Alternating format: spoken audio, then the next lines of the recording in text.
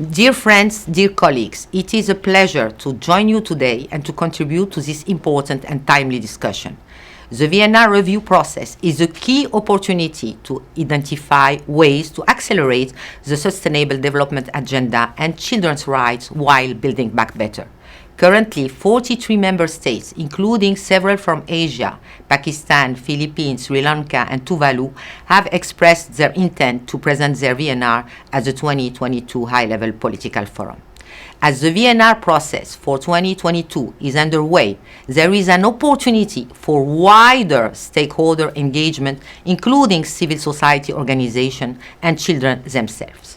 I have four main messages about civil society engagement and child participation in the SDGs implementation and VNR process. First, the VNR process is a key opportunity to mainstream children's rights, considering the integrated and interlinked nature of the SDGs that echo the indivisible and interdependent nature of children's rights. The 2030 Agenda provides a crucial framework to build an inclusive, just, enabling, healthy, and safe environment and the full realization of children's rights as enshrined in the CRC. All 17 SDGs touch children's lives in one way or another. Therefore, the review process needs to be based on an integrated and child rights approach by identifying the links, intersections, and cross-cutting elements among the SDGs. All of the 5 SDGs to be reviewed at the 2022 High-Level Political Forum impact children's lives and rights. SDG 4 addresses access to inclusive, quality, and safe education, including through education for sustainable development, human rights, culture of peace and nonviolence, and citizenship. SDG 5 addresses ending all forms of discrimination and all forms of violence and exploitation, including child marriage, FGM, trafficking, and sexual abuse of girls. SDGs 14, Life Below Water, and 15, Life on Land, address how the development and degradation of the planet impact the environment in which a child grows up, affecting mainly the poorest and marginalized children. And SDG 17 addresses multilateralism, cooperation, global partnerships, as well as the digital divide.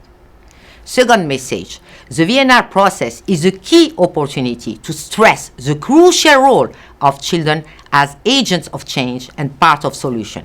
VNR process is an important opportunity to ensure ethical, inclusive, and meaningful child participation in the 2030 Agenda and in VNR processes. This is an opportunity to engage children and young people as the current and future generation of agents of change for a healthy, safe, just, inclusive, and resilient world, and to hold decision makers accountable. Third message, VNRs should emphasize how building back better after COVID can accelerate SDG implementation. The Building Back Better phase must be seen as an opportunity to build a new social contract that is not only adult-centered but also child-centered. The Building Back Better phase must invest in children from early age, as it is a sound investment for a sustainable, inclusive, and resilient recovery. Fourth message, VNR processes are a key opportunity to mobilize and involve all key stakeholders, including civil society organizations and children. A wide process of mobilizing and bringing together government, civil society organizations, faith-based organizations, private sector, UN system, donors, financial institutions, and academia at the national, regional, and global levels is needed to accelerate recovery and implementation of the SDGs. And sure, children must be an integral part of the solution and of this mobilization. Dear friends and civil society colleagues, I turn to you to help keep governments accountable to achieve the 2030 Agenda. There are only 8 years left. My mandate issued a practical guide on how to highlight issues around violence against children in VNRs, as well as an analytical review of the VNRs presented in 2020. The analytical review of 2021 VNRs will be shared soon. Our analytical review has shown that many governments are actively involving civil society organizations in the preparation of the VNRs. We are also seeing an increasing number of examples where children are actively involved in this process, including being part of the official delegation to the high-level political forum. As the governments advance their preparation for the VNR for 2022, there is an opportunity for civil society to be an active part of the process. In pursuing this opportunity, I emphasize the importance of collective action involving child rights, development, and humanitarian civil society organizations, as well as children and young people, because partnership is the only path to success.